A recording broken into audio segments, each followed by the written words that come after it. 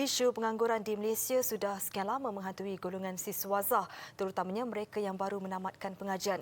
Meskipun banyak kekosongan jawatan diiklankan, ia seolah-olah tidak mencukupi bagi menampung limpahan graduan saban tahun. Persoalannya, apakah punca utama berlakunya situasi ini dan adakah wujud penyelesaian alternatif bagi menyelesaikannya? Kita ikuti laporan yang disediakan. Menurut laporan statistik utama Tenaga Buruh Malaysia, kadar pengangguran negara Julai lalu kekal 3.3% sejak September tahun lalu. Bilangan penganggur pula 524.8 ribu orang, naik 0.7% berbanding bulan sebelumnya. Lebih membimbangkan, kadar pengangguran belia masih sekitar 10.9%, lebih tinggi berbanding Singapura, Thailand dan negara-negara lain di rantau ini.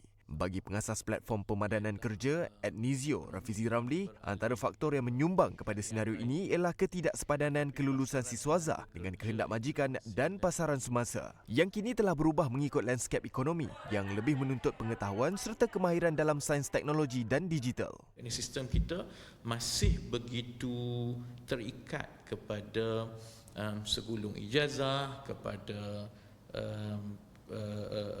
modul ataupun ilmu khusus yang disediakan oleh universiti, dan bila berlaku kesenjangan, ada disparity ni yang pekerja majikan nak lain, universiti ataupun pekerja PK lain, itu yang menyebabkan keadaan berlaku seperti sekarang.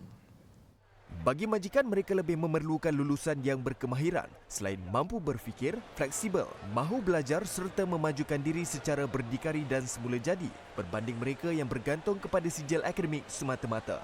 Siswazah yang terlalu memilih pekerjaan selain enggan menimba pengalaman pekerjaan sebanyak mungkin juga merupakan satu isu besar.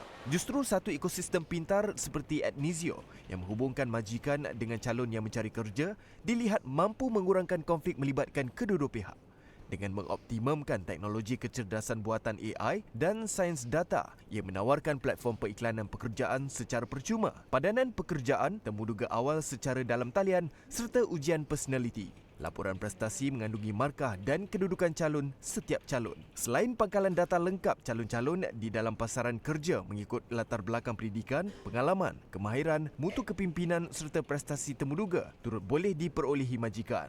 Majikan juga tidak perlu meneliti ratusan resume, sebaliknya terus diberi pilihan calon-calon terbaik untuk dipertimbangkan. Lebih menarik, calon-calon akan dibantu untuk meningkatkan prestasi mereka dari semasa ke semasa agar peluang mendapatkan pekerjaan dapat dipertingkatkan.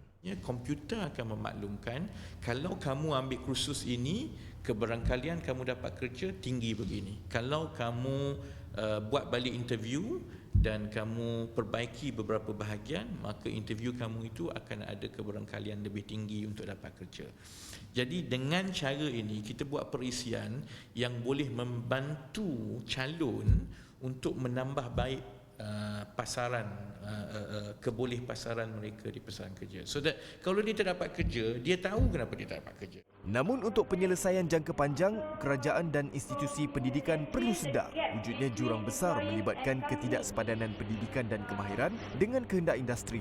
Bagi calon yang mencari kerja, jangan terlalu memilih. Selain perlu merebut peluang untuk mengutip pengalaman pekerjaan terlebih dahulu sebelum mendapat kerja yang sepadan. Majikan pula perlu melabur dalam melatih pekerja baru yang boleh mendatangkan manfaat jangka panjang bagi perniagaan mereka, ekonomi negara, selain dapat melahirkan lebih ramai pekerja mahir.